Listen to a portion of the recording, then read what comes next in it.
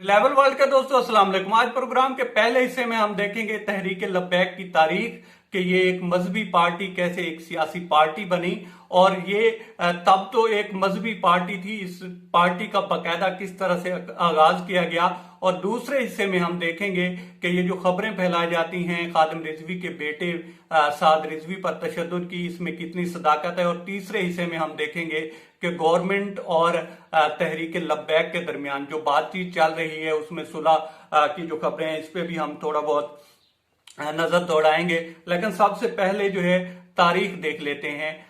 तो ये मामला शुरू होता है 2011 में मुमताज कादरी और सलमान तासीर के हाई प्रोफाइल केस से, जब मुमताज कादरी जो हैं सलमान तासीर को, जो कि उस वक्त के गवर्नर थे, उनको गोली मार देते हैं और इसी केस में वो गिरफ्तार हो जाते हैं। उसके बाद उनको 2016 में जो है फांसी की सजा सुना दी जाती है। लेकिन इस दौरान जो अलामा खादिम रिजवी थे, ये महकमा औकाफ की एक मस्जिद में खतीब थे, वहां पे मुलाजमत करते थे। वो जो मुमताज कादरी का अमल था इसको जायज करार देते हैं और इसी पादाश में उनको वहां से नौकरी से फारिग कर दिया जाता है। जब इनको नौकरी से फारिग कर दिया जाता है तो ये मजीद एक्टिव हो जाते हैं और तौहीन मजहब की 295C जो शिक है इसको बड़ी शद्दोमद से ये उठाते हैं। और फिर ये तमाम पार्टियां, जब मुमताज कादरी को सजाए मौत सुना दी जाती है तो ये सारी पार्टियां इकट्ठी होती हैं जो मजहबी सियासी पार्टियां थी और इनके जो भी जयद उलमा थे वो सारे इकट्ठे होते हैं और फिर एक बाकायदा लाहे अमल तैयार किया जाता है मार्च के लिए। लेकिन इसी दौरान जो छोटी तंजीमें थी, छोटी मजहबी पार्टियां थी, वो सारी अपने आप को जम करती हैं, मर्ज करती हैं तहरीक लब्बैक में और यूं एक तहरीक जो है जन्म लेती है, एक पार्टी, सियासी पार्टी जिसने बाकायदा ऐलान जो है 2017 में किया तहरीक लब्बैक के नाम से। तो यहां से ये एक पूरी पार्टी बनती है। इसी दौरान जो है पहला लॉन्ग मार्च किया जाता है और फिर उसके बाद 2017 में जो है एक और लॉन्ग मार्च किया जाता है। जो कानून खत्म नबूवत है उसमें मुबैना तब्दीली के सिलसिले में ये लॉन्ग मार्च किया गया और काफी अरसे तक वहां पे धरना दिया गया। और इसी दौरान जो है तब के जो वजीर कानून थे, चूंकि नून लीग की गवर्नमेंट थी, तो वहां पे जायद हामिद को अपने जो ओहदा था वजीर कानून का उससे हाथ धोना पड़ते हैं। फिर 2018 में फिर आसिया मसीह का जो केस था उस सिलसिले में भी उनकी जो रिहाई थी उसको लेकर फिर एक धरना दिया जाता है, इस्लामाबाद की तरफ लॉन्ग मार्च किया जाता है। और फिर आता है 2020। इसी 2020 में फ्रांस में जो है गुस्ताखाना खाके शाया होते हैं और नबी अकरम सल्लल्लाहु अलैहि वसल्लम में की शान में गुस्ताखी करने की कोशिश की जाती है। तो इस सिलसिले में फिर जो है अलामा खादिम रिजवी और इसके जो रुफका हैं ये सारे फिर एक लॉन्ग मार्च करते हैं और धरना देते हैं इस्लामाबाद की तरफ। और इस दौरान जो है गवर्नमेंट और जो तहरीक लब्बैक थी इसके दरमियान एक मुआहदा तय होता है। चूंकि तहरीक लब्बैक जो थी उसका एक डिमांड थी कि आप जहां से फ्रांस के सफीर को फौरन निकालें, तो एक मुआहदा तय होता है। इसके बाद अलामा खादिम रिजवी मरहूम की डेथ हो जाती है और जो मुआहदा होता है उस को लेकर उनके जो पीछे सरबराह थे फिर साद रिजवी बनते हैं, तो ये लेकर चलते हैं। लेकिन गवर्नमेंट जो है और तहरीक लब्बैक के दरमियान कुछ बन नहीं पाती और ये मुआहदा जो है इसको अभी तक हतमी शक्ल नहीं दी गई। तो फिर एक और जो है धरने और लॉन्ग मार्च का ऐलान किया जाता है। और इस दौरान ये जो धरना और लॉन्ग मार्च अभी तो स्टार्ट होना था, लेकिन उससे पहले जब साद रिजवी को गिरफ्तार किया जाता है तो ये हंगामे फूटते हैं और उससे फिर काफी नुकसान होता है। रियासत का भी नुकसान होता है और तहरीक लब्बैक का भी होता है। दरअसल जो है कुल मिलाकर ये नुकसान तो रियासत का ही हुआ, वो तहरीक लब्बैक का हो या यहाँ के आम लोगों का हो। और बड़ी भयानक किस्म की तस्वीरें साफ ज़ाहिर सामने आती हैं। कई पुलिस वाले जान से गए, कई तहरीक लब्बैक के लोग जान से गए, और इसी तरह से पूरा मुल्क जो है वो उसमें कुछ लोग सरापे एहतजाज होते हैं और गवर्नमेंट उनको रोकने की कोशिश करती है। लेकिन इस दौरान ये मामला काफ़ी शिद्दत इख्तियार कर जाता है, और वो इतनी शिद्दत इख्तियार करता है कि गवर्नमेंट या रियासत को एक सियासी और मजहबी जो तहरीक थी उसके ऊपर पाबंदी लगाना पड़ती है, और इन दी एंड रिजल्ट ये निकलता है कि तहरीक लब्बैक पर पाबंदी लगा दी जाती है। अब आ जाते हैं साद रिजवी, और ये जो अभी उनको गिरफ्तार किया गया, और उसमें ये खबरें फैलाई जाती हैं कि शायद उनके ऊपर पता नहीं कितना तशद्दुद किया जाता है।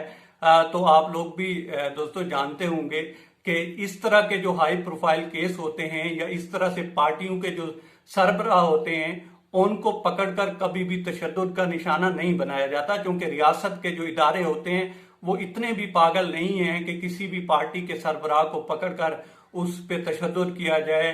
क्योंकि ये मामला तो जो है दोनों साइडों पे एक असूली मामला है, उसमें रियासत की अपनी जिम्मेदारियां हैं और मजहबी पार्टी हैं या अवाम है उसकी अपनी जिम्मेदारियां हैं। जिस तरह से रियासत की जिम्मेदारी है कि अवाम के जो जानो माल है उसका तहफ़्फ़ुज़ करना, इसी तरह से जो मजहबी पार्टियां हों या वैसे कोई भी सियासी पार्टी हो उसका भी जो उनका असूल होना चाहिए वो यही होना चाहिए कि इसमें आम आवाम को तकलीफ ना हो। क्योंकि मजहब हो या सियासत हो, कोई भी पहलू हो, अगर आप इख्तलाफ राय रखते हैं और आप अगर धरना देना चाहते हैं या एहतजाज करना चाहते हैं, उससे आपको ना कोई रोक सकता है और ये कानून भी नहीं है कि आप रोकें। लेकिन उस दौरान ये तो मद्देनजर रखना चाहिए कि किसी का ये तो ना हो ना कि वो बेरोजगार ही हो जाए या किसी की जान चली जाए। जैसे किसी का रक्षा जल गया, किसी की गाड़ी को पत्थर मारे गए, कि कोई वैसे जान से गया, पुलिस वालों को मारा गया। इसी तरह से जो रियासत के इदारे थे उन्होंने भी साफ ज़ाहिर है उसका रिस्पॉन्स दिया, और उसमें तहरीक लब्बैक के हमारे जो भाई हैं, दोस्त हैं, वो भी काफी सारे कुछ जान से गए, कुछ जख्मी हुए। तो इस तरह की जो सूरत हाल है, इसमें कभी भी कोई भी इदारा हो तो वो इतना इस तरह से पागल नहीं होता कि वो जो सरबराह हैं उनको उठाकर उन पे तशद्दुद किया जाए। अब थोड़ी बहुत बातचीत हो सकती है, उसमें सख्ती नरमी हो सकती है, लेकिन इस तरह से होता नहीं है। और ये किसी और के मकासद होते हैं जो कि इस तरह की खबरें फैलाते हैं कि जी वहां पे तशद्दुद हो गया और उनको ये किया गया, ताकि पीछे जो है इसी तरह से आग लगी रहे और मुल्क में अमन ना आए। तो ये उनके मकासद हो सकते हैं, लेकिन इसमें हकीकत जो है वो बहुत कम होती है, दूर दूर तक इसका ताल्लुक नहीं होता। अब आ जाते हैं गवर्नमेंट और तहरीक लब्बैक के दरमियान बातचीत को या सुलह को लेकर जो बातें हो रही हैं। तो साफ जाहिर है गवर्नमेंट भी कोशिश कर रही होगी कि एक मजहबी सियासी जमात है जो कि सियासत में एक अच्छा इजाफा थी, और गवर्नमेंट ने कोशिश की भी होगी, क्योंकि गवर्नमेंट की अपनी मजबूरियां भी हो सकती हैं।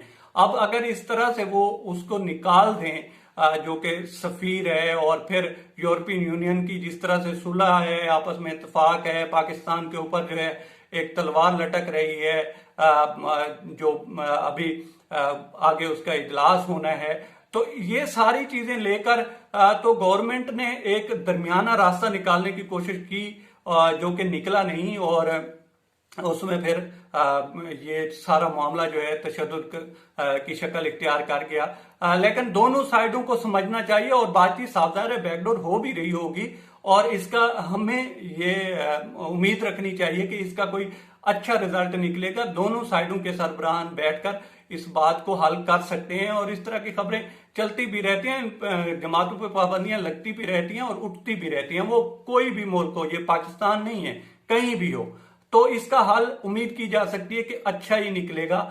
इधर से पाबंदी उठ सकती है, दूसरी साइड से जो है वो भी इस चीज का ऐलान कर सकते हैं कि नेक्स्ट टाइम इस तरह से तशद्दुद या इस तरह से जो मारा मारी है वो नहीं होगी। तो ये भी जो है मामला, जो कोई बीच का रास्ता है वो निकल सकता है, इसमें सदाकत भी हो सकती है। और जहां तक बात है गवर्नमेंट की, तो वो भी उसी तरह से ही कर रही है, कभी इंटरनेट बंद कर रही है, कभी कुछ कर रही है। तो इसमें अगर पिछले जो अदवारे हुकूमत गुजरे हैं उसमें भी यही हाल होता था कि अगर कोई भी वो है तो या इंटरनेट बंद कर दो या कुछ एप्स बंद कर दो या रोड बंद कर दो, कंटेनर लगा दो। तो ये पीटीआई की गवर्नमेंट भी वही कर रही है, तो पिछली और इस गवर्नमेंट में फर्क क्या हुआ? तो इनको भी सोचना चाहिए, कुछ डिफरेंट करें मादी की गवर्नमेंट से। और अब शेख रशीद साहब माफी मांग रहे थे कि हम माजरत कहाँ हैं, हम आपकी माजरत को और मुल्की हालात को समझते हैं, लेकिन आपको भी कोई इस तरह का हाल या इस तरह की जो है सूरत हाल पैदा करनी चाहिए जिससे दोनों साइडें ठंडी रहें और आप गवर्नमेंट करें और इस तरह के मामला ना हों कि पूरा मुल्क जो है एक दूसरे से कट कर रह जाए। अब कल कितना नुकसान हुआ होगा उसका हम अंदाजा नहीं लगा सकते। तो ये सारे मामले हैं, गवर्नमेंट को भी बैठना है, जो मजहबी जमातें हैं उनको भी बैठना है, जो सरबराहान हैं, इदारे हैं, इदारों के बड़े हैं, इन सबको बैठकर एक दरमियानी रास्ता इख्तियार करना चाहिए और जो आने वाला वक्त है उसमें मुल्क को एक सही डगर पर लेकर जाएं, ना कि इस तरह की खबरें और किस तरह की शेर सुर्खियां बनती हैं दुनिया भर के मीडिया में और दुनिया इस तरह से देखकर हमारा मजाक उड़ाती है। तो अब ये देखना है कि ये किस तरफ जाते हैं।